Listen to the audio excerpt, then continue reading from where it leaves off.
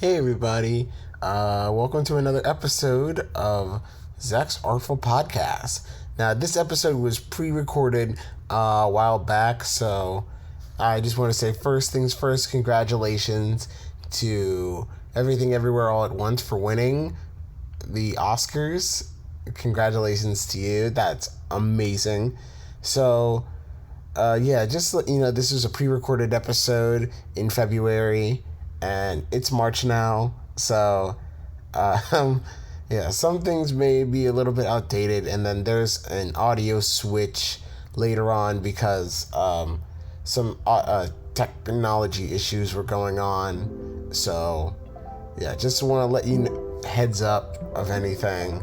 I wake up every night thinking of us, hoping we might be able to make it. Hello everybody, welcome to another awesome episode of Zach's Art-Ful podcast. Thank you all so much for listening in. I hope you're doing phenomenal. Speaking of phenomenal though, this special guest that I go way back in the day, back in the olden days, the always fabulous Aujie. How are you doing? Hello. Thank you so much for having me on. Yes, of course. How have you been? How's it going? No, I'm good. I'm I'm in my junior year of college right now. Okay. Yes, we're on a winter break, so I've just been relaxing, much needed. Yes. I've been good. How have you been? I've been doing good too, enjoying my break as well. Trying to get as much of it in as I can before all the film class stuff is gonna crumble in on me. So the grind starts more. Yes. Gonna learn all the fun ins and outs of lighting and all that fun stuff. Oh, nice. Yes. Lighting is important. Oh, it very much is. Definitely a very good mood setter. Speaking of filming, though, why don't you talk about your journey with film and how you kind of got introduced to this medium? Oh yeah, so I've somehow been in film since I was very young. I didn't always know that was what my career was going to end up being, but I started doing like commercial work as an actor when I was 3 years old because my mom had signed me with a local talent agency in Columbus called Cam Talent, and through them I had gotten a couple regional and local commercial shoots and gigs that I was a part of up until the age of around 9, when I told my mom that I wanted to start doing theater. And so that's when I started doing musicals and plays, and I was really interested in performing arts. I loved music, and then that kind of led me towards my junior year of high school, when you start considering what you're going to be doing for school and my degree and things like that. And I had been looking at the University of Las Vegas just because I was really convinced I was going to go somewhere other than Ohio. Going to the big leagues already, shooting far ahead. Right. So now I'm in Cleveland, but before I was like looking everywhere, and I found a degree program at University of Las Vegas that was like for film, and they talked about how you're gonna learn how to direct, you're gonna learn how to act, you're gonna learn music, writing, and I was just like, oh my gosh, like that is literally everything that I'm capable of. Yes. That's all I can do with my life. So film is clearly the program for me. And so I started looking at different degree programs all around the U.S. I was looking at Florida State, Ringling down there. I was looking at SCAD and all other stuff. And I was really impressed with a lot of the schools. But ultimately, Cleveland State had a newly formed film program that was looking very promising. A lot of more movies are coming to Cleveland. So I ended up going to Cleveland State for film, and I'm really happy there so far. I'm in my third year, but I've made a lot of really great connections where we learn a lot of really great stuff. So yeah, ultimately, that's how I got into the program of film. But I've been interested in film and performing since I was young. All right. Yes, I know that you've gotten your hands into a lot of doing your own short films and on the side as well as commercial work, as you said. What would you say is like the hardest part of that progress? Oh yeah. Well, so the short films that I did, the first few short films that I ever filmed were like for the purposes of scholarships, actually. So like, in order to get some scholarship money as I was in my high school, that's when I was looking at the degrees, and then that's when I started making short films to enter different contests. And so I would say like the most difficult thing has typically just been like actually, you know, shooting. because as like I started off writing, you know, when I was young. I've always loved writing. So it's so easy to write a script and to create a story and create characters, but then to actually bring it to life, to actually get a cast, get a crew, all that stuff, that's always the difficult part. And that's usually that's usually what ends up deterring me sometimes from getting some of my scripts brought to life. So yeah. So how do you, like, with all this all the progress going on with making a movie, how do you deal with the, you know, common amount of stress that comes with that? I would say I typically just try to create a good balance in life between the film work that I do and when I'm writing and when I'm actually just living life and hanging out with friends and, you know, going to see a movie, experiencing what life has to offer, because ultimately that's what movies are about anyway, is our daily lives and our relationships and stuff. So I try to just keep that a balance. I've heard some people, you know, mention that film and acting or anything like that is their career. It's not their life, you know. They have a life, and then the filming is the career. So that's kind of how I try to treat it. Try to find that good balance between work and, you know, helping yourself. Exactly, yeah. Because you got to take care of yourself. You're not going to be inspired if you aren't actually living. You're just going to be, you know, dealing with the same material. Like, and watch a movie, that's also really helpful. Is like, for me, like, if I'm feeling like, you know, like I don't even know what to write, or like I don't even know how to go about this, like sometimes just watching, you know, other people's art, it's like helpful because it allows you to see, oh, like this is sort of like how they went about it, and you know, it kind of just inspires you to be like, you know, I want to do my own thing in this certain way, but like I see how it can be done, you know. Like, just seeing how other people do it can kind of inspire you to kind of like, I can try do something like that, but in a different way, and like kind of like elevate it to my own voice. Your own vision. So what movies have you seen recently? Recently, some of the new movies that came out, went and saw the new Black Panther, obviously, which was fantastic. Yes. I really loved it. I thought it was the perfect length. I know people were complaining a little bit about the length of it, and arguably that's true. It was a very long movie, and anymore it's so hard to successfully get people to want to watch a movie for almost 3 hours, you know? Like, I mean, it worked like for Endgame.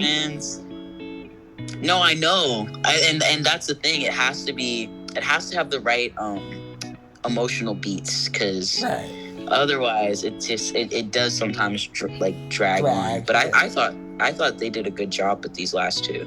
Yeah. Like with the Black Panther and the Endgame. But I also have I watched Glass Onion because that just came out. Oh, did you watch that yet? I have not. That's been on my to watch list. I just know that Janelle Monáe's in it, and I'm like, yes, queen. Yes, love it. Would love to see. But no, Janelle is great. I won't spoil anything for you, but I will just say I loved Knives Out. Like, Knives Out was probably one of like my top 5 movies of all time that I've watched. So yeah, like I really loved it. I thought they did I think it's like interesting that if they do continue to play around with this universe with Benoit Blanc, because that was the only reoccurring character in Glass Onion, but I think it could be really interesting. Yeah, I really enjoyed the first one, so I'm definitely excited to see what this new one is about. Yeah, we'll have to discuss it. Let me know when you watch it. Oh, for sure. I'll definitely let you know. I know. Yeah. One movie I did watch this year in my film class was Everything Everywhere All at Once. Oh yeah, you guys watched that in your film class? Yeah, we watched it in the at my storyboard class, and I loved it. I thought it was phenomenal. Dude, that movie took the cake. I hope they win everything. I hope they sweep the Oscars. Oh, Michelle, I think, yeah, Michelle Yeoh and Ki Hu Kwan actually won. The Golden Globes, right? Yeah, recently, yeah. Nice. Yeah, no, that's just a precursor because they're gonna totally be in the Oscars. Everything Everywhere All at Once, in my opinion, was the movie of the year. Yes. And yeah, I loved it. It inspired me in so many ways, not just as a filmmaker, but like as a person. Like, yes, it hit all the beats. Because I think you and I talk about that sometimes. Of like, you know, we're really interested in sort of these surreal, you know, sci-fi or, you know, abstract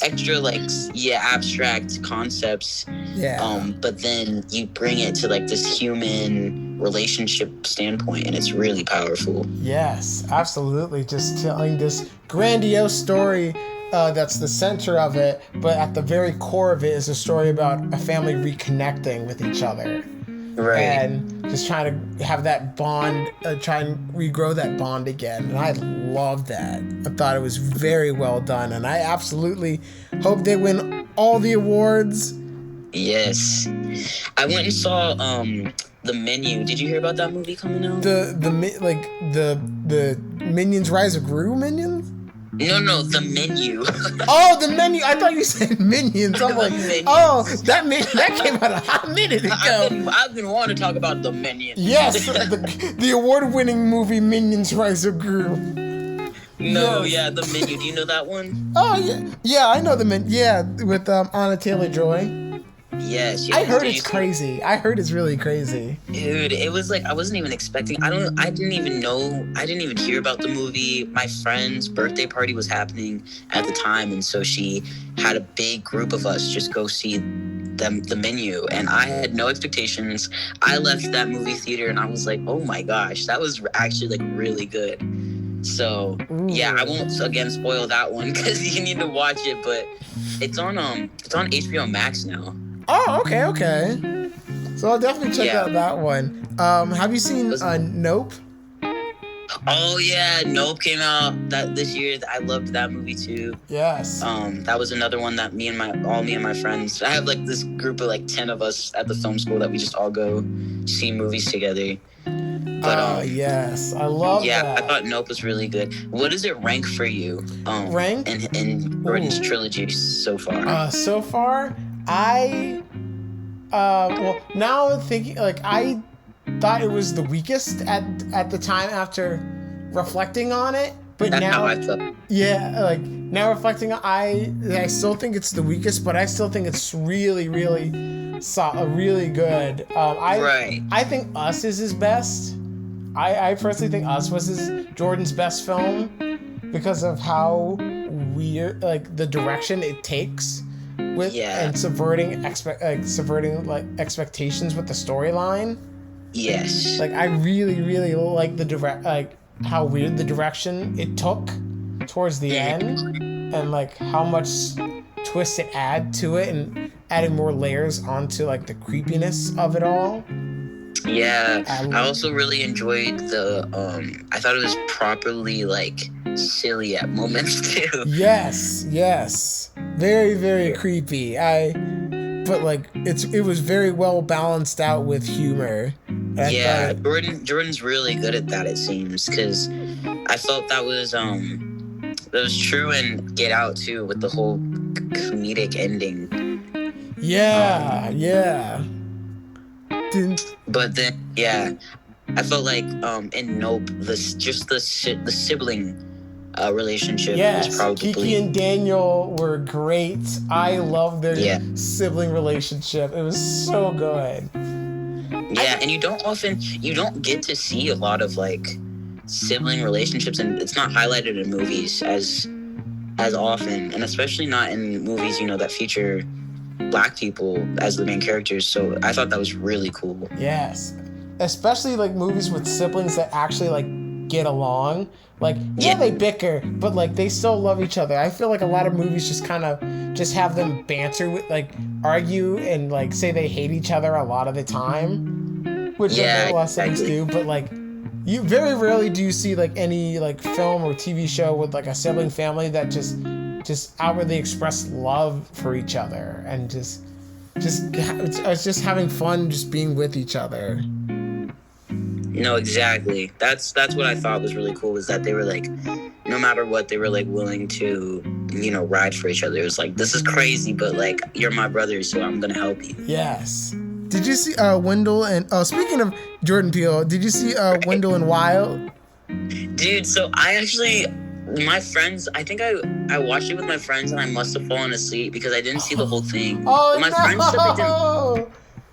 Did you like it? My friends said they didn't like it. I enjoyed it. I actually really liked it.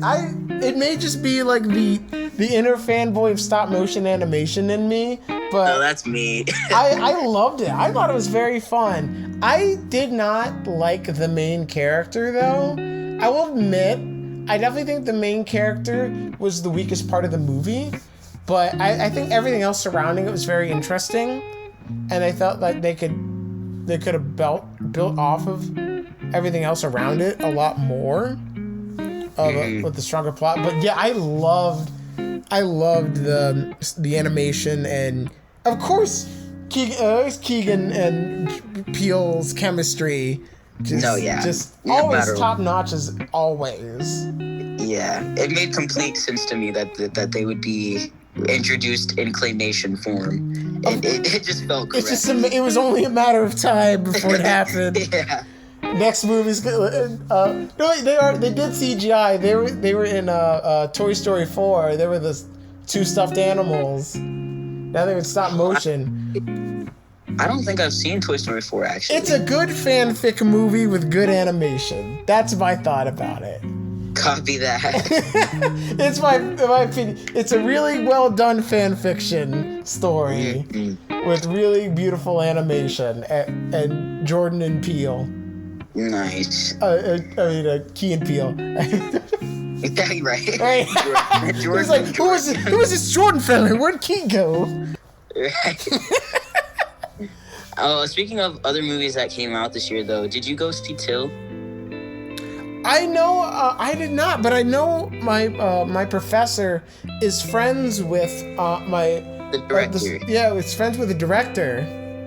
Yes, so Shinoye Chukwu, she's the director. She had come to the Wexner Art Center actually, like back in 2018, and she taught this 10-week program on screenwriting, and I was a part of it.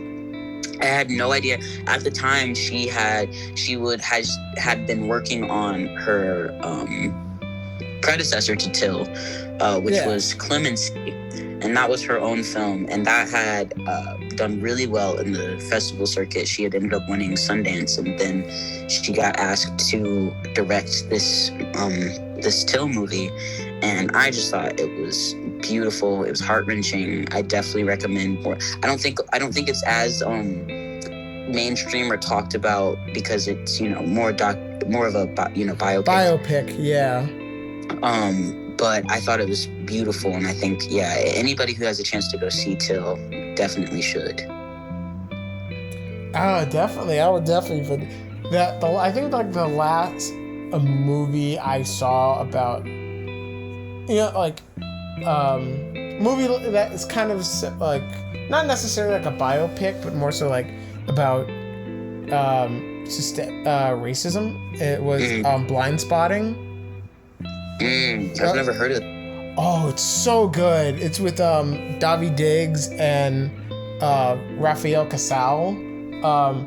It's a really good movie. I loved it. It's told in a really cool way with very Spike Lee-esque storytelling, but like it kind of infuses hip hop into the story as like a story method, and builds up to this amazing climax at the end. with Daveed Diggs' character. It's so good. It's such a good movie. I definitely recommend that one. It's so good. Okay, I bet I'll have to watch that one. Yeah, I definitely listen to the soundtrack as well. There's two of them based on the characters. The Dude, soundtrack. Well, if the movie has a good soundtrack, I'm already. This soundtrack's got bangers. This Easy Come Easy Go, Run Into the Sky, Chop Chop, Something in the Water. So good. So good. So many good tracks. Daveed Diggs is just awesome in general. Like he is just not even human at this point. Like he is just this is so good. His rapping is phenomenal. Like I was already a fan of his after watching him in Hamilton, but then I found out he's in like a experimental hip hop group called Clipping. I found out the stuff that he does outside of it is just as good. I'm like, ooh, I think I may be a fan now. Right, nice. What is like your go-to album that you listen to? Oh, my go-to album? Yeah. It have to be new, or is it like... Any album, it doesn't matter the year, like in general. All right, well, I have a go-to album that has lasted me several years now. I want to say I started listening to this album back in sophomore year of high school, and it's still been my favorite like album ever, pretty much. But Boys and Girls by Alabama Shakes. Okay. It's probably one of my favorite albums. Just any album by Alabama Shakes, really. They have 3, but Alabama Shakes has been just my like top band. But before Beyonce, I don't think I mentioned this on the podcast. We were talking about it before, but Beyonce was my top artist on Spotify Wrapped this year, and I was not expecting it. But you know what? Renaissance was amazing, so it's deserved. Yeah, yes. But yeah, before that, every year for like the past 3 years, Alabama Shakes has been my number 1 artist, and it's just because their music just feels very comforting to me. It feels like soul. It feels like roots. It feels like it just is good. I love it. That's awesome. I definitely will check that out. I don't know. There's so many albums that I listen to that are like I go to. Like my like the first one, the album that like I fell in love with was Songs in the Key of Life by Stevie Wonder, because like I never heard like an album like that before. Like just hearing like the first fully album that I've like listened to fully, and just grasping in at all these tracks and how the sounds connect with each other, and it tells this story. And I like that will always be like one of my favorites. But if I had to pick like one album that like has been there for me a lot, it's Because the Internet by Childish Gambino. I love this album. I love this album. Everything about this album just hits every time I listen to it.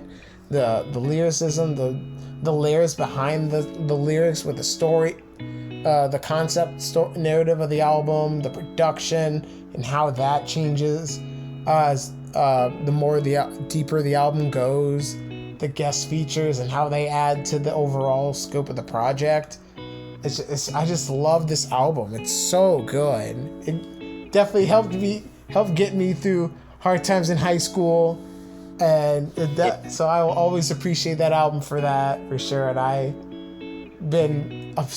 will always be more than happy to rave about that album to any of my music friends if they want to get into hip hop. That will be like my go-to album for that, because like it's a whole experience of like not just hip hop itself, but a fusion with jazz and R&B and techno. how it just adds more to it and not just keeps it in this one box, because I feel like music is not necessarily meant to be kept in one thing. Just like all forms of art, it can be combined into so many things and just have more layers to it. Agreed, 100%. Absolutely. So yeah, I just love it. There's so many albums I still need to listen to that came out last year. I was too busy jamming out to Denzel Curry's album last year. Yeah. It's so it's so good. I'm still. I did listen to a little bit of Renaissance. Fiercely speaking, I did listen a little bit. I loved Virgo's Groove. Virgo's Groove is my favorite. Virgo's Groove had me as soon as I heard it. I loved Virgo's Groove. I love that track. Summer Renaissance, which is the last the closer of the album.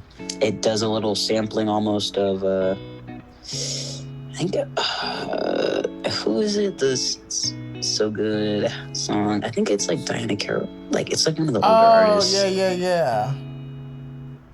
Because I thought you were gonna say the milkshake lady that she had her sample cut off the album. Oh, no, I don't know Not about that. It was oh yeah, Donna Summer. because I heard that one of the songs had a sample of the milkshake song, and the artist didn't want that song, a sample on the album, and they had it taken out. And of course, Beehive is not having it. It's how dare you not be grateful to be in the presence of our queen? You should be grateful that the queen gave you an opportunity on a song. And she's like, I don't care. Right, she's like, girl, bye. I'm fine. I'm owning my masters of the song. I'm keeping my royalties. I don't keep my rights. Right. I don't need no big time Beyonce feature on the album to keep myself elevated. No, right. No, come on. Milkshake stands alone. Exactly. Milkshake is a classic. Absolute classic. No, yeah. I thought Renaissance was pretty good though. Even without Milkshake. But I can't even tell you what the name of the song was. I knew that I heard that story. I was like, oh yeah, I'll definitely check it out once. There's always some kind of drama, and I rarely know about the drama that's going on in the industry. It just in general, just people. There's always drama anywhere you go. Is just some sort of situation. My old high school was just drama city. Just any other day, there's always some sort of situation going on, whether it's student related or teacher related. It's just so much stuff going on. Yeah, I felt that way about my high school. Not necessarily. It was sometimes there was drama, but it wasn't really necessarily all bad drama. It was very comical. That's why I feel when we do have those experiences, we can easily turn that into a story or a character. That's a screenplay right there. Right. My high school experience, I already am writing a mockumentary about it. Just taking notes in the lunchroom cafeteria, the fight going on in the corner, saying, and there goes my action scene. Right, exactly. I'm all good for it. Just hearing people recap stories and just imagining it in your head going on as they describe it is just as entertaining. Yeah, exactly. So I'm all here for it. Yeah. Speaking of experiences, I know that you identify as genderqueer. So I was very curious about how that you came to that realization about yourself. Yeah. So I identify as genderqueer, non-binary, whatever you want to call it, but I'm also just transmasculine. And I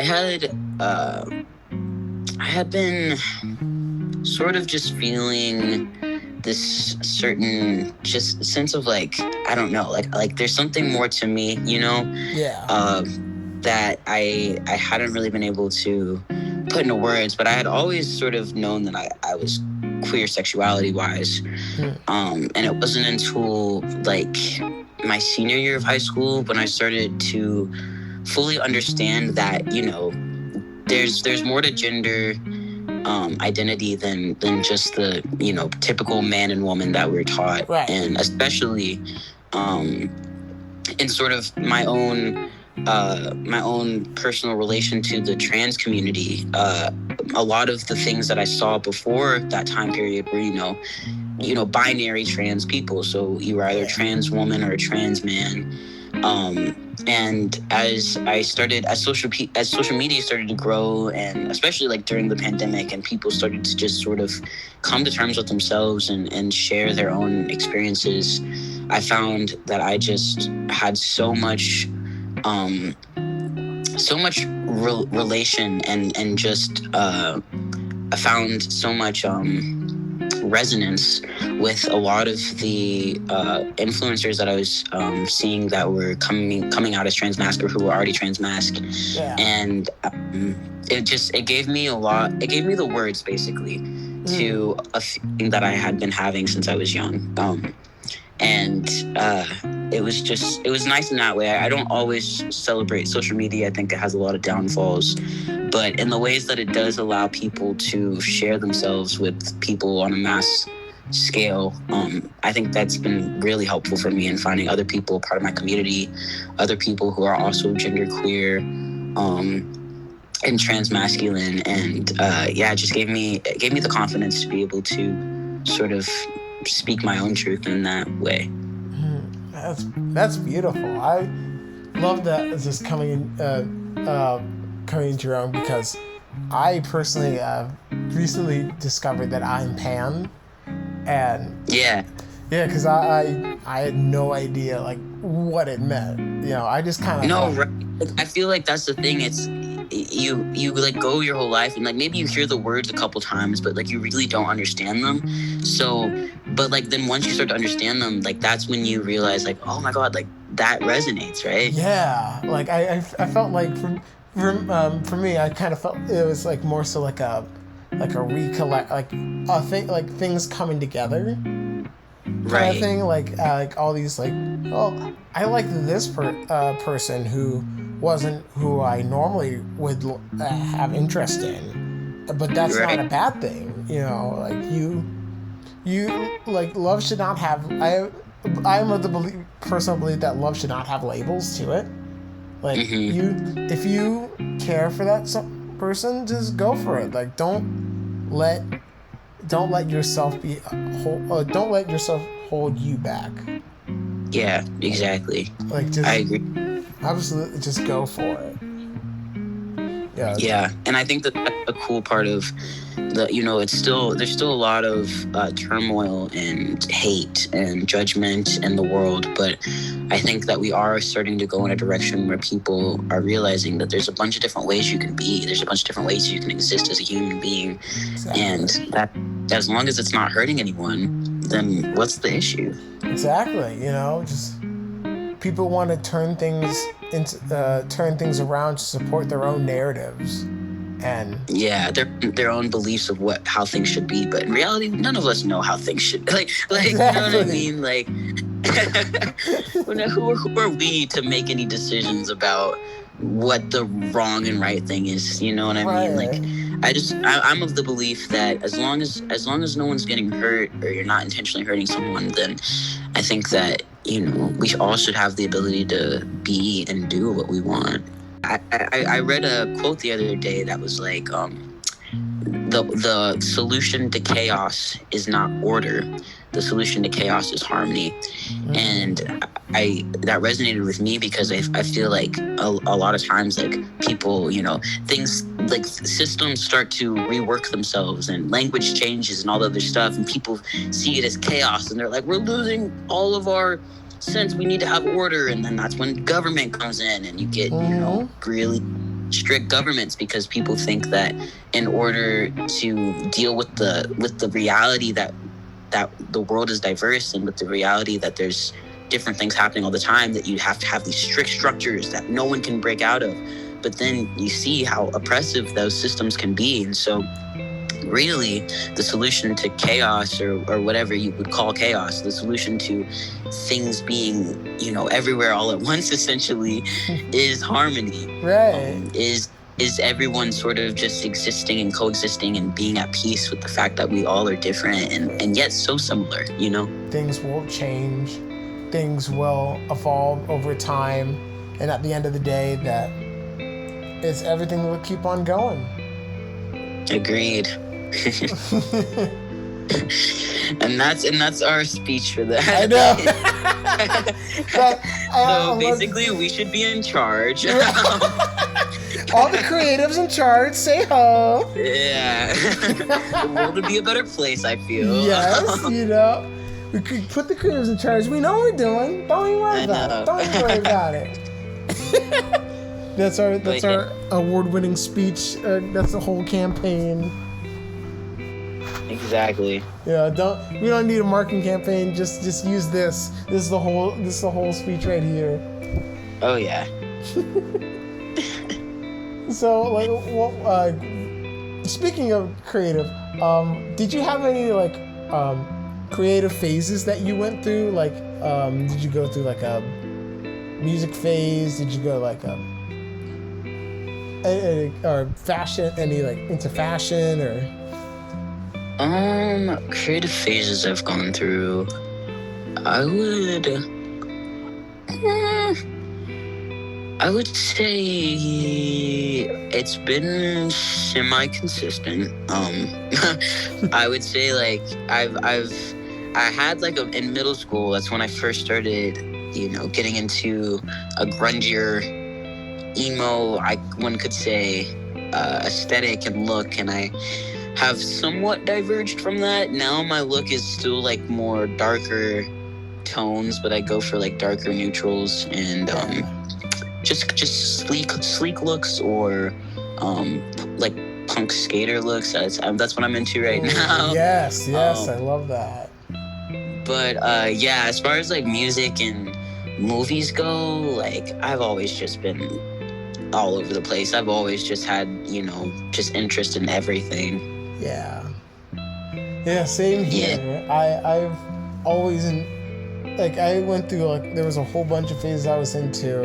At first I was very much into wanting to be a detective and just want a private investigator, because I used to read novels all the time and just be obsessed with being a cool crime fighter and just exploring those worlds. But then I realized, that actually means I gotta train. That actually gotta go out in the field and study science stuff.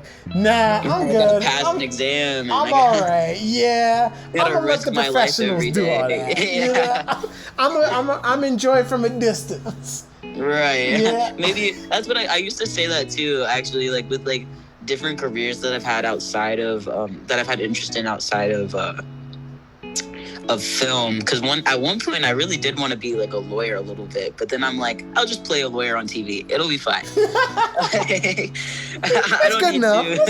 I don't need to pass a bar exam. I'll just play a lawyer. I'll pretend like I did. Yeah. I love that.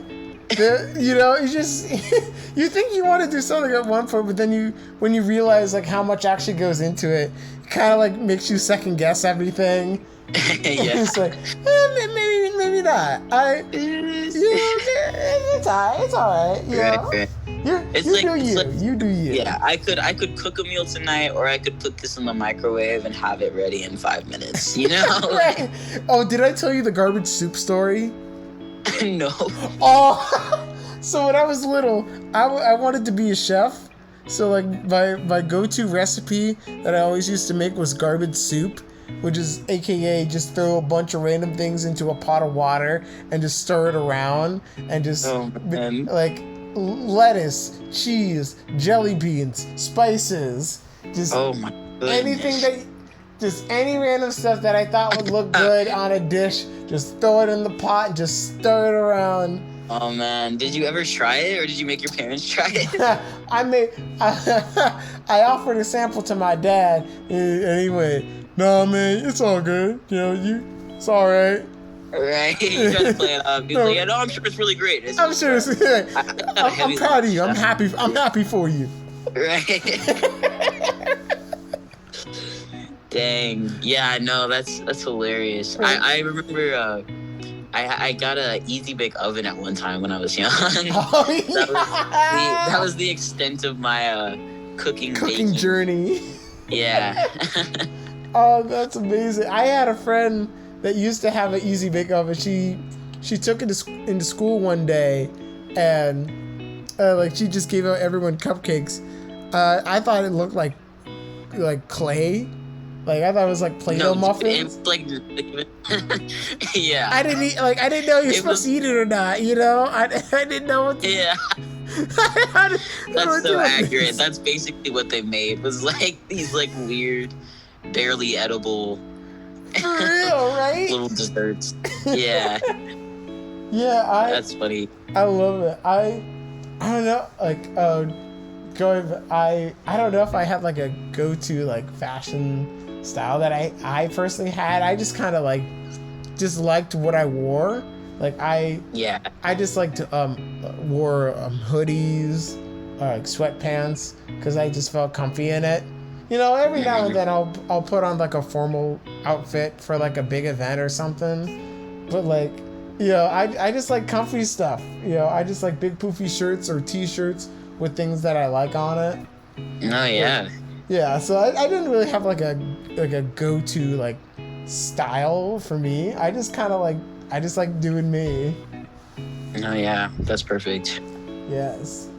Yeah, I look back on like all the memories that we've had over our friendship, and one of my like favorite memories still to this day was when we were out in the forest with your friends, and we were hanging out in the little woods area. And, yeah, at my house. Yeah, your old house, and then the neighbors next. We didn't know there was neighbors next door, and just heard a loud "Shut up!" across the street, and we all booked it. Dude, yeah, we used to. That's so funny.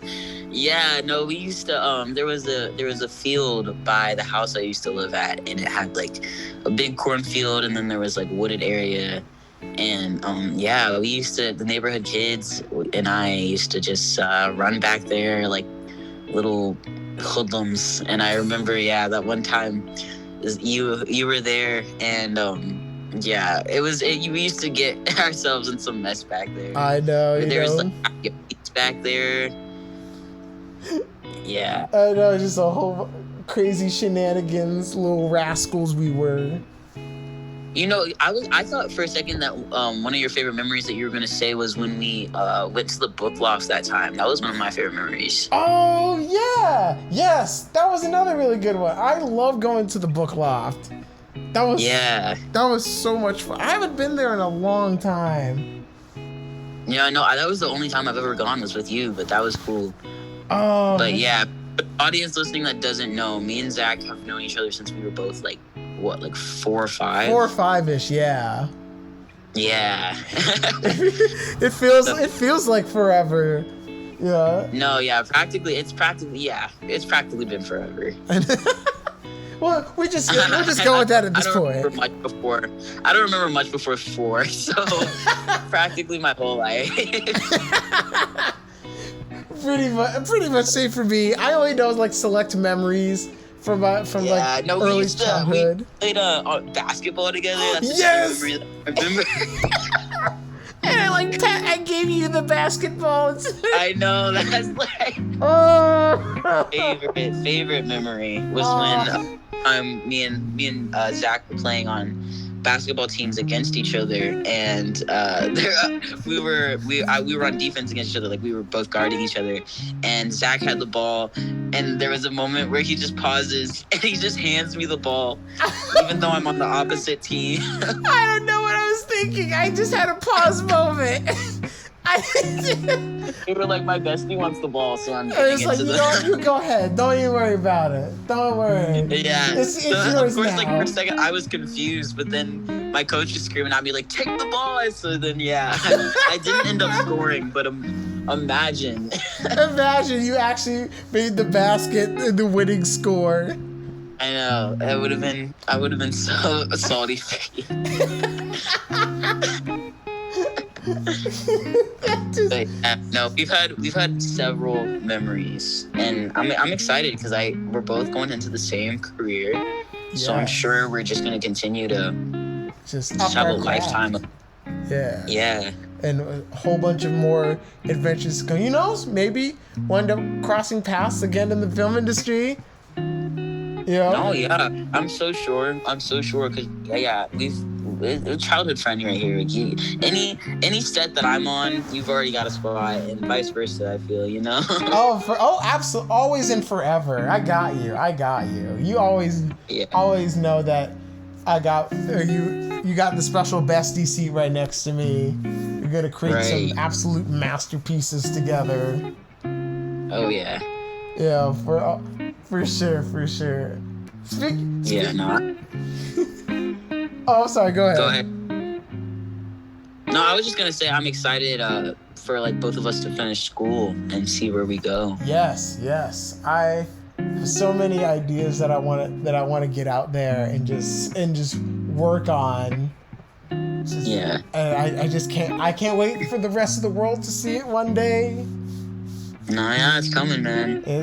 We're on that come up. Yes, sir. Yes, sir. Iconic generation right here. Dude, we about to change the game. Bro, for real. They're not ready. Hollywood's not ready for this creativity right here. No, they're not ready. It's a diverse and creative generation. Mm-hmm. Exactly. The creatives are in control right now. It's the year of no longer big old artsy films.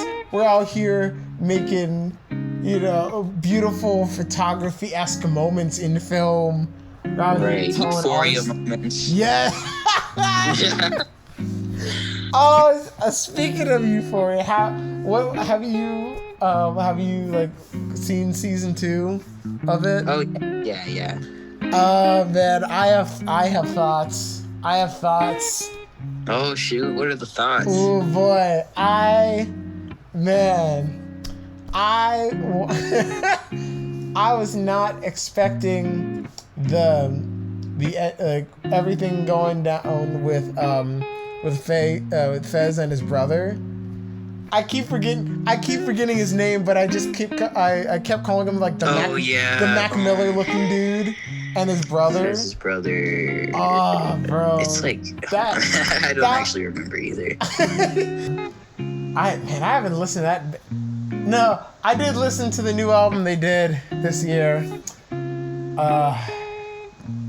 It's not good. I very much did not like it.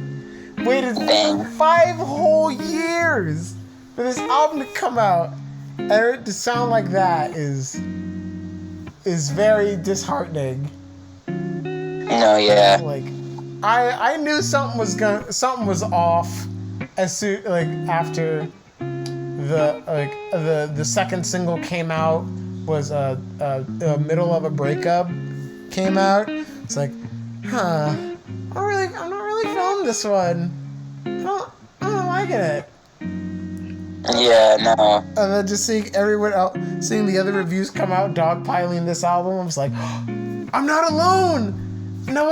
Everyone else feels the same way about me. Okay, good. No, exactly. Yeah, I'm glad I feel validated in my opinion about it. No, for sure. Man, 5-year hiatus to come back from this. Man, it's kind of sad. Panic's going out sad.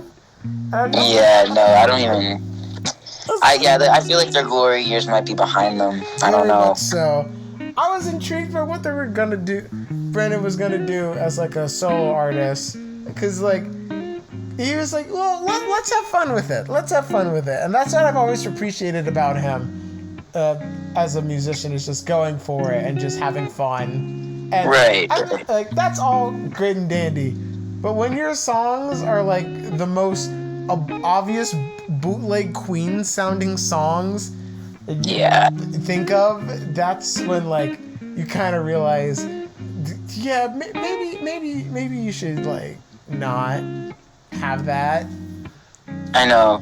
He like had I don't know, maybe it was like the one song he did. What did he did for Suicide Squad, remember? He did The Bohemian Rhapsody cover? yeah, I feel like he did that once and was just like, I'm Queen now. I am the new Freddie Queen. Mercury. He's just sitting in like a little gold jacket, just hitting high notes. Exactly. That's amazing. He comes out with like a little fake Freddie mustache, and it's like, I'm ready. Dude, I could see it for I him. love this on tour. Just comes out in like full Queen costume. Like Dude. it's no longer Queen plus Adam Lambert. It's Queen plus Brendan Urie now. That's the new tour we need. That's the new No, tour. for real. That's the But I don't. Can Brendan hit the notes anymore? I felt like back in like a couple years ago, I've been hearing that he like was starting to not be able to, especially like when he does live performances. Like it's a hit or miss occasion. Sometimes on tour, you'll hit those notes effortlessly. yeah, And sometimes it's a little iffy. You can kind of hear the voice crack. right. Sometimes, which happens to a lot of artists. It's not just Brendan, but like. No, yeah, People, a lot of artists' voice changed too. I know Miley Cyrus, her voice changed just because of the condition that she had on her vocal cords. Yeah, I know Brendan used to like you smoked a lot back then. Yeah. Okay. Yeah. That'll do probably it. do it to you. That'll do it. That explains it all. Then that we found the case. Right. But yeah, it's I'm very sad that I'll go out like this, because I still stand by was Pretty Odd is still their best piece of work. Like I adore like the Beatles inspired folk sound. That was mainly because Ryan Ross was the main writer on the group. Like, and I really love his lyricism. Like it's very abstract and poetic, but so like filled with whimsy to it. I love it. It fit that his lyrics and that aesthetic fit so well together perfectly. And I definitely felt like once Ryan left, I felt like that's kind of when like the band started to not be Panic anymore. It was more so the Brendan Urie show. Right. Yeah. Now, kind of like how Maroon 5 is. It's just the Adam Levine show plus others. Yep. Mm-hmm. Did I you know know what you that PJ Morton's in Maroon 5? No. I had no idea. I had no idea. I was watching this discography video about Maroon 5, and they talked that PJ Morton joined Maroon 5. I'm like, wait, what? PJ Morton? The keyboard guy that played with JoJo? That PJ Morton? What are you doing? What are you doing, sir? You are way too talented to be in Maroon 5. Wow, that's crazy. That is crazy. Now this is the more the Maroon 5 went on, the less rock, like around the Moves Like Jagger era, they became more pop sounding and radio fodder. Mm-hmm. Yeah, no, yeah, I remember. Yeah, Yeah, I kind of. I was gonna say, like, did you if you were to like have two artists collab on an album together, which two artists would you pick? Ooh, that is a really good question.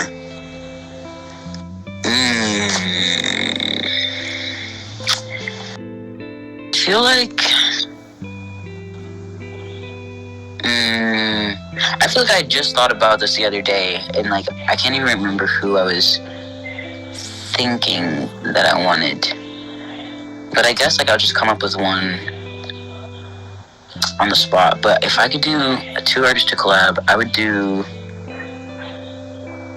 definitely. We're gonna get Brittany Howard in on there. We're gonna just have just for sure Brittany Howard there, and then to match. You know what? I heard. Okay, so Brittany Howard and John Legend did one song together, and I think they should do a whole album together. Ooh, that'd be a cool album. It was really good, the song that they did together. So I think I'll send it to you because it's called Darkness and Light. Okay. Do you know that one? I think I've heard of it, but I don't think I heard it.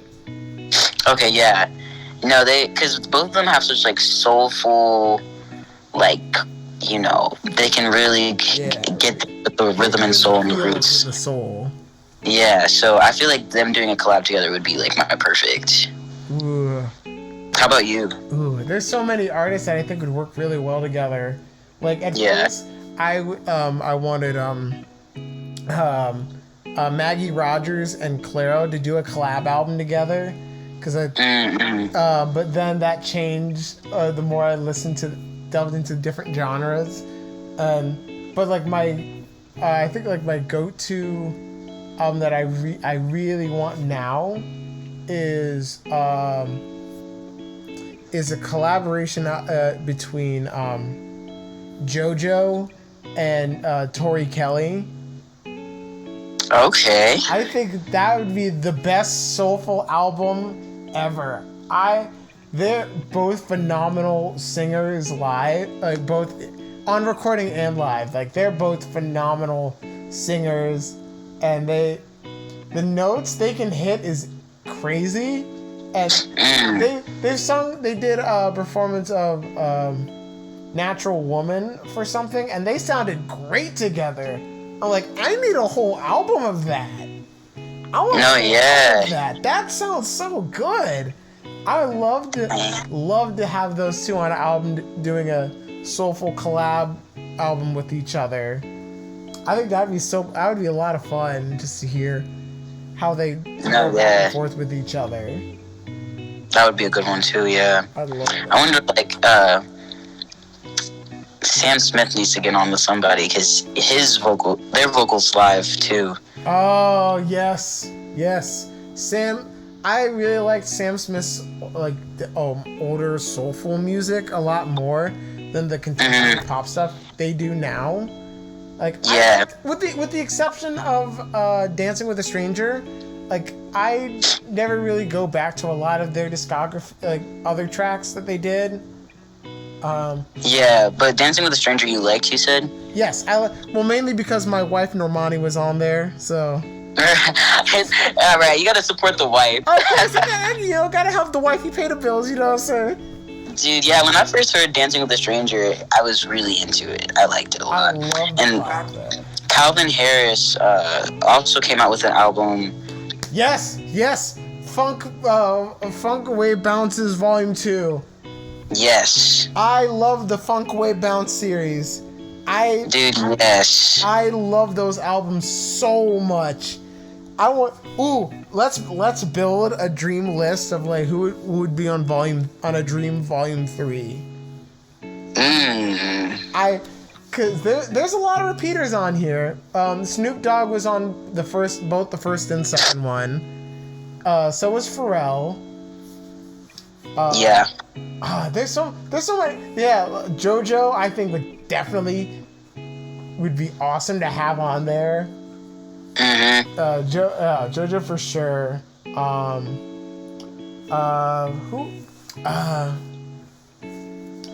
They. Yeah. Has Childish been on one? Childish. Ooh, no, I don't think Childish has been on one. I think that would be Childish. Ooh, Childish Gambino and Chance on a song together with Calvin Harris production. Ooh, dude, yeah. That'd be so good. Ooh, or maybe like have Tyler the Creator on one. Ooh, yeah, Tyler the Creator on one would be so good. That's so good. Much, I love that. Tyler, Janae Aiko. Yes. Really fun to hear. Dude, wait. SZA on one though too. Oh, yeah, SZA did. It was more so she did a remix in the style of Funk Waves. It wasn't on a Funk Waves album, but I think that'd be really fun to have. Yeah. That'd be really cool. I would love to hear what on a full-fledged like Funk Wave album. There's another artist that I really like. His name is Samad Savage. I really like his rapping. I think he's very versatile with his sound. So I think that'd be really fun to have like a more underground act on a big project. I think that'd be really fun to have on there. I think that should happen more actually in the music industry. Yes, for sure. There's so many good acts, really dope artists out there that like don't really get as much enough buzz. There's Lex Bratcher. I already said Samad. Joey Nato is another artist producer that I really like. I just thought of some. I think Summer Walker. Summer Walker would fit really well on a Funk Waves album. Yes, that's so true. Oh, Kendrick would be really good to have on there as well. Oh yeah, that's for sure. Oh, I would love. Oh, Kendrick and Keem on a track together on a funky song. Dude, yeah, that would be. That'd be so good. That'd be so. Who do we gotta write to for this? Bro, for real, we gotta send your DMs to Calvin. Tell him we need Funk Waves Volume 3 with Kendrick. Kendrick and Keem, bro. Kendrick and Keem on a Funk Waves song together.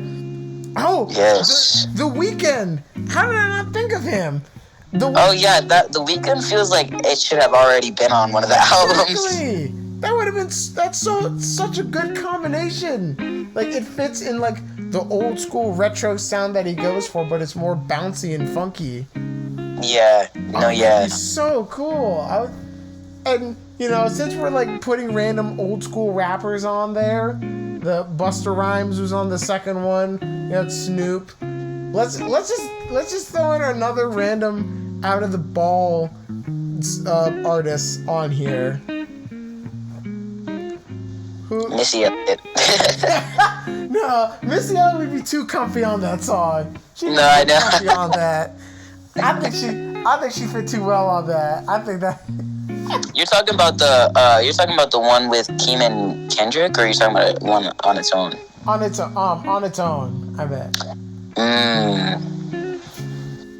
Old school art. Kendrick and Missy Elliott on a song together. I know that would just be a mess. It might be like so much of a mess that it would be like actually like really cool. Right. But it feels like it would just be a mess. Just a random collage of others, just random sounds, and then Missy Elliott on the. It's sure from the percent. Let me search it. Get to know right. Make a toaster. Dude, okay, no, I don't know. Random old school artist? Maybe. Let's get Salt and Pepper back up on this. Right. Where are Salt and Pepper anymore? I remember they were in a commercial somewhere. It was a commercial for something. I don't know what it was. I forget what it was, but it was some sort of commercial. But I think that'd be fun to have like a fun old school vibe. But ooh, TLC, T-Boz and Chili on the song together. Oh yeah. Ooh, that'd be so much fun. That would be good for sure. Oh, I would love that. Look, you know what? We gotta make a old Funk Waves Volume 3. Honestly, we could. At this point, you know, let's do it. Let's do it. Let's do it. Let's make a. First, That's our call to action at the end of this podcast. We are exactly. Next time you hear us, we're gonna be dropping our Funk Waves. We're gonna be making music videos in Calabasas and Kauai. I'll be making classics. Oh yeah. First, I don't know what other art there. Like, have you ever had like listen to an artist that like everyone loves, but then you're kind of like, I don't really see it. For sure. I would say, first of all, Olivia Rodrigo.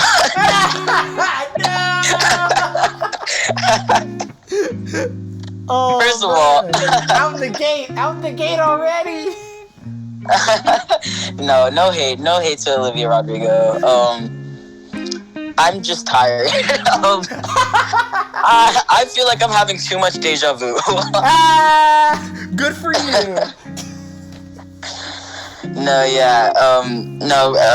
I feel like Taylor Swift is one of those artists that love to hate. Just kidding. I don't love to hate. I feel like Taylor Swift has a couple bangers, but like her new album, my friend loved her new album. I'm not a big fan. I don't think I like pop that sounds like that anymore.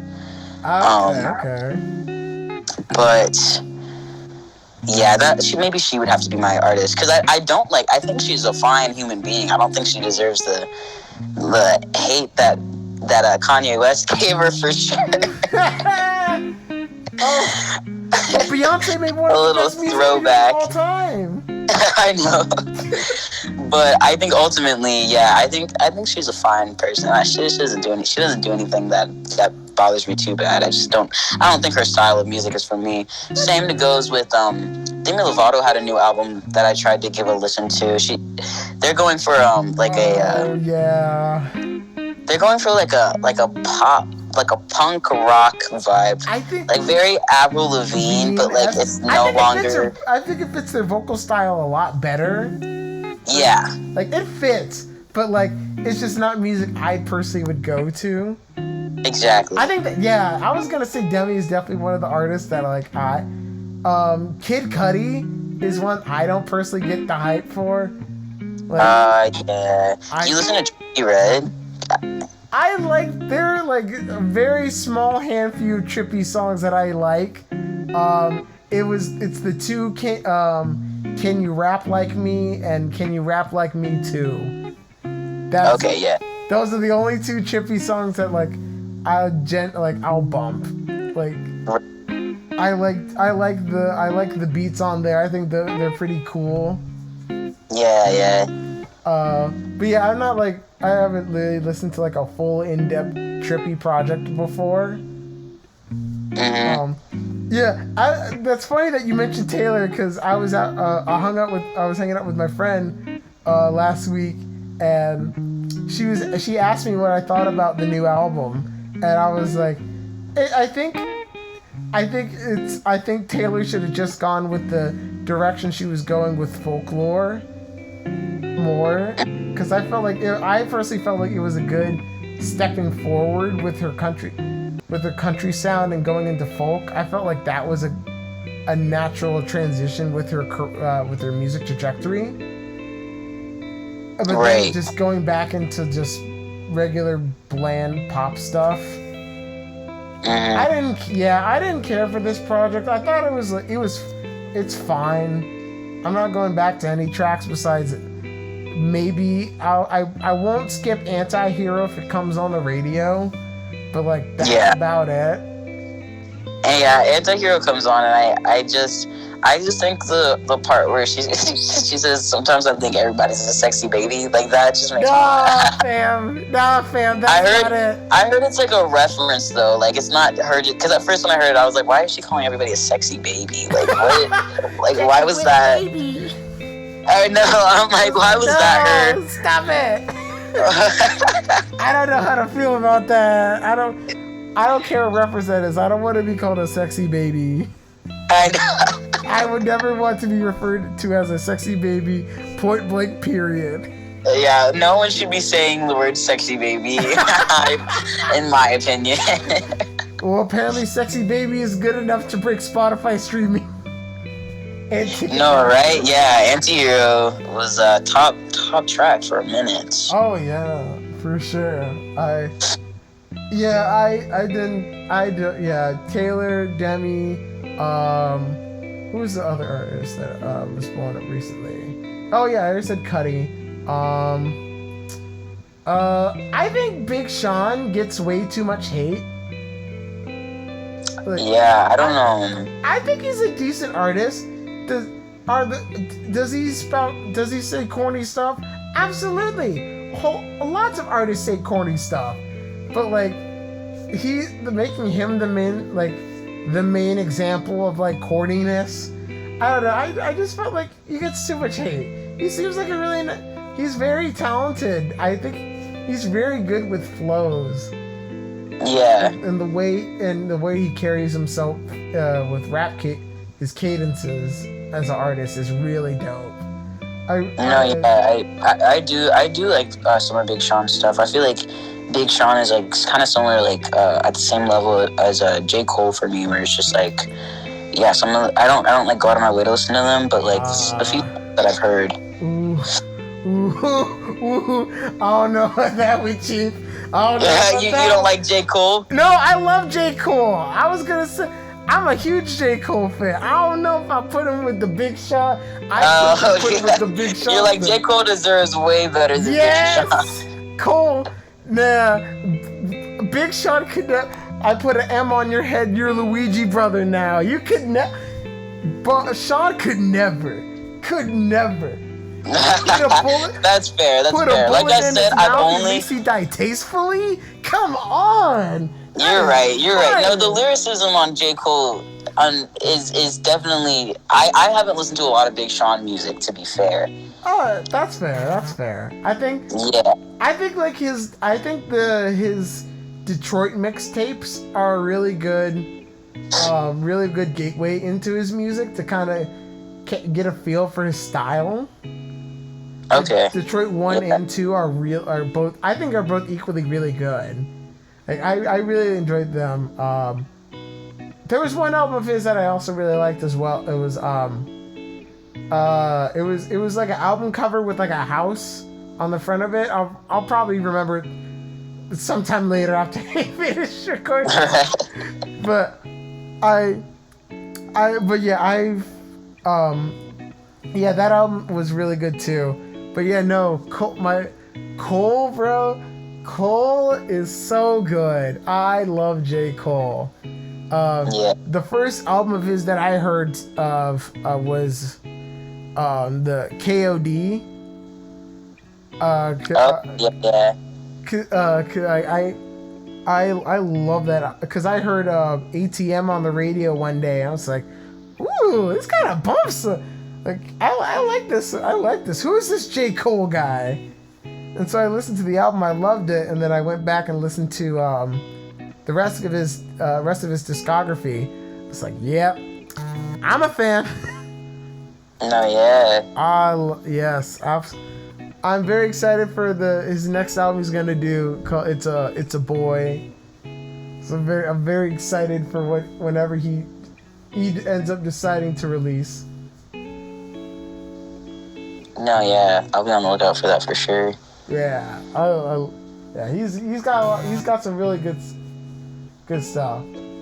I don't know if I told you this story. It was my friend was I was in study hall class in high school with my friend, and I was listening to music and he knew how much I despised like Migos at the time, and he tried to make me listen to Stir Fry at the time. I was like, no, I'm not having this garbage. Get this music out of my face, man. It was like, hey, come on, man, it's not that bad, it's fine. And then he had the nerve to put on Kodak Black. Oh man. And me listening to the human equivalent of a cicada just insulted me. I'm so weird. Bro sounds like a cicada. I can never roll in these. I never roll in these. I'm sorry. Like, what are you saying? No, that's so true, bro. I think it was actually Kodak that I had just said last year, like, it literally sounded like I was listening to like a child, like whining to me about things. Like, it was. Why does he sound like he's crying all the time? For real, he's just whining over a beat. Like he's like half crying, singing. Yeah, like half mumble singing. Yeah, he sounds like he's just trying to get himself together, but like he's still kind of in that like phase of crying. That's so funny. But yeah, he played. It was one of his albums called Painting Pictures. Oh, you know whose album we didn't talk about that released an album this last year? Oh, who is it? Who is it? Drake. I know Drake's a new album, bro. Look, I got plenty of friends that love Drake. Man, yeah. Drake is like the perfect example of a hit and miss artist. 'Cause man, when he hits, and when he misses, man.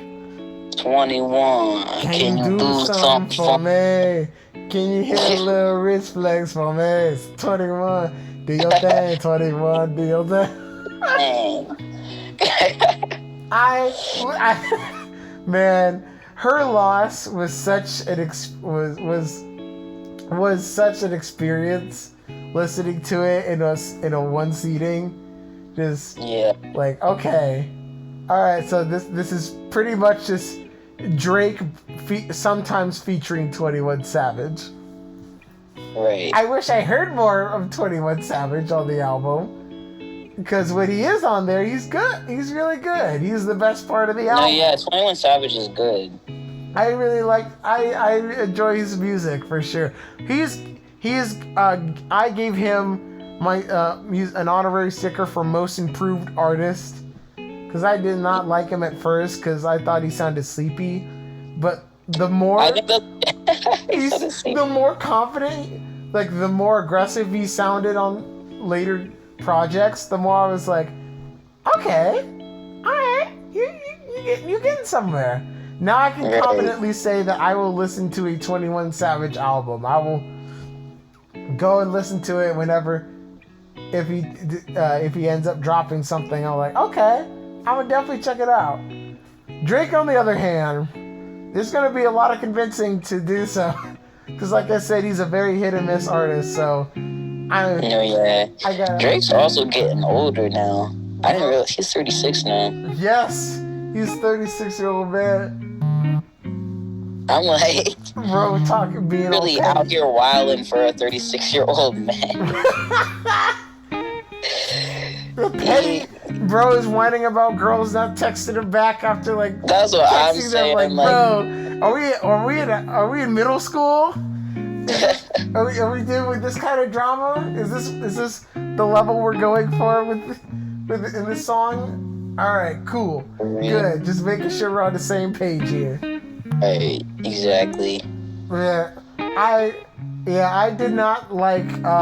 Honestly, never mind. I thought it was a very trash album, except for Jimmy Cooks. Jimmy Cooks was like the only good song on the album that I'll come back to. Mm-hmm. And like the worst part is like it didn't even fit the theme of the album. He just threw a random trap song on an electronic dance album. No, yeah, I know. That's the only thing that saved it, though. Right, for real. And I'm glad like the majority of Drake's fan base agreed that was the best song on the album. Yeah. So I think it made sense for them to capitalize on that with a collab project, and I'll give credit where credit is due. It was a pretty decent. It was a solid project. Not anything amazing, but it was good. Except for the song that samples Daft Punk, I absolutely despise it. They butchered Drake singing over that sample is like my villain origin story. I hated it so much. I'm like, no, you can't just butcher it. You can't just sing over a Daft Punk sample like that. Like, no, you can't just do that. No, you gotta let the sample ride. No, for sure. But and then there was the whole Megan Thee Stallion thing with the see a stallion but you get shots. Oh yeah, and then yeah. Like I know there Yachty said that it was not supposed to be a Megan, it's like butt shots. You know, butt shots are cold stallion. Yeah. I'm sure it is. I'm not denying it, but they knew. They knew what they were doing. Drake's on that petty level. Drake's on his petty game. I respect it for the consistency of it, but I didn't need to hear that. For sure. But yeah, whatever. I'm sure whatever millionth playlist album Drake drops next, that it's gonna blow up once again, like every other thing he's been doing this year. I know, yeah. But yeah, I'm looking forward to the new music of this year. I think there's gonna be a lot of people dropping albums this year that we haven't heard from maybe in a minute. So I'm excited. I'm very excited. I hope that we get another Chance the Rapper album, because it's been a hot minute since I heard from him. I really liked the singles that he dropped last year. It was the highs and the lows with Joey Badass. I really, really liked that single. Me too. I really liked it. If album is gonna sound anything like that, I'm all for it. I'm all game for it. I know there's gonna be a Pusha T DJ drama collab album, and I'm very excited for that. I think that's a really good fit for Pusha at this point in his career. Childish Gambino just announced that he's coming out of musical retirement. I saw that. Yes, I'm so happy. I'm like, how dare you play with my feelings? I was all sad that he announced that he's retiring, and I just came to terms with it. And then, like a few years later, he's like, "Nah, I'm back. I got some new music I'm working on." I'm like, no! He couldn't stay away. He couldn't stay away from the music. It's right by his side till 2005. Yep. I'm very curious what it's gonna be though. If it's gonna be more singing, or is it gonna have more rapping on it? That's what I'm very interested to see where it goes with. We'll have to do a listen party when he comes out with it. Yes, I'm all here for it. I love to do a listen party. I think the last listen party that I had was me when J. Cole dropped the off-season mixtape, and we were listening to it, and we were going crazy for it. It's like, yo, this is crazy. That was so. And then when I didn't see the features when I was listening to it, like I just pulled the album up and I was like, wait, Lil Baby's on this thing? Because he slid on the track so smoothly. I was like, oh. Dang. Like, nah, you can't do that. You can't do that. You can't do that to me. I'm already at like top hype. You can't just do this to me. That's funny. Oh, that was so much fun. But yeah, I'm absolutely down to do another listen party whenever there's a big project out. Oh, yeah. Well, Nice. depending whatever is coming out anyway so far. Right. Because Yeah, we'll have to. we're still up in January, so we have plenty of time left to see where I everything know, goes. lots of year left, so we'll see. We'll stay on the lookout for what's coming out. True. We got definitely we got plenty of time to wait. Yes, sir. Yes, sir. In the meantime, we got more Nick Cannon albums. Right. Ooh.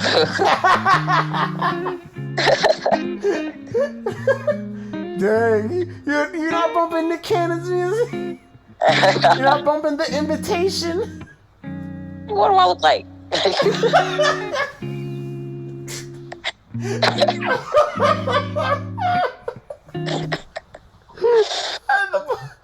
I remember when they did the diss track towards Eminem. I was laughing so hard. Oh, I was man. laughing because like Nick Cannon's trying to be all thuggish, and he brought out the Wild 'N Out Squad in the background. I know. Bro, like, Stick to Wild 'N Out, bro. Don't. And he made all these corny bars. He said, "White boy's been cracked up, and now he cracked up. He about to relapse." Like, Oh my god. Stop! It's hurting my ears. Eminem's the perfect name because this man is a nut. Oh my god, bro. How the fuck they got me fighting Elvis Pusley? Bro, somebody put Paw back in the bed, bro. He doesn't need to be on the track. Put him back in the home. Put him back in the retirement home. Bro. Bro, Grandpa's Don't out you of got his some crib kids again. to take care of, bro? Bros, this is imaginary rappers again. Right. Grandpa's going crazy. You think he's all tough? Oh my god, no, yeah, that's ridiculous. He had the nerve to not drop one, not two, but 3 whole diss tracks at Eminem. But all 3 of them are trash. Bruh. How are you even worse when you're even worse with your crew? Yeah, no. Like, bro, like you would think like the other guest features, the other crew members would carry it, but no. Even my favorite rapper that was on the show, Hitman Holla, who's usually really good with punchlines. No, the Eminem's a nut bar is like, no, stop it, no. Yeah, no.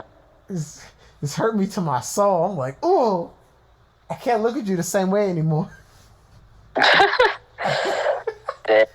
I can no longer support you in this field, my brother. You had your time. You had your time in the spotlight. Now I'll just go back to watching Justina Valentine and DC Apply. Oh, right. You know, I'll just keep myself to that corner right there. She makes Wild 'N Out. Yes, she is a great MC. She is really amazing performer, in my opinion. Yes, I remember I listened to her Feminem mixtape that she did. Yeah. Rapped over Eminem beats. I'm like, okay, she got something. She got a little something. All right. It's not just like a cute party trick she does. Like, she's legit. She's Right. with the bars. Mm-hmm. Like, I legit want her to blow up. I want act like I don't know nobody. Right. She could. I see it in her. She has that star potential. She's got the big star energy. She's got moxie. She's got that something, that star factor. Stop it, Jen. What is it that she's got? Oh, it's that it's that, what's that thing? Oh, there it is, the spotlight. She's just emulating star power. We gotta get her signed for a 3-album deal and then never talk about her again. Let's do it. Bro, this album. Bro, we need to get up off of here. We done talked your listeners' ears off, man. Oh no. Just having to suffer through our journey. I know, all this, we're up and down, talking about everything. You know, and there's just so much more to do, but I'm sure you all have stuff to do, so we'll end the episode right here. Aujie, thank you so much for being on here. It's been an honor talking to you again. Where can people find you? People can find me on Instagram at 3LLO.its.Aujie, Aujie, or you can find me on YouTube, Aujie Baker, and that's it.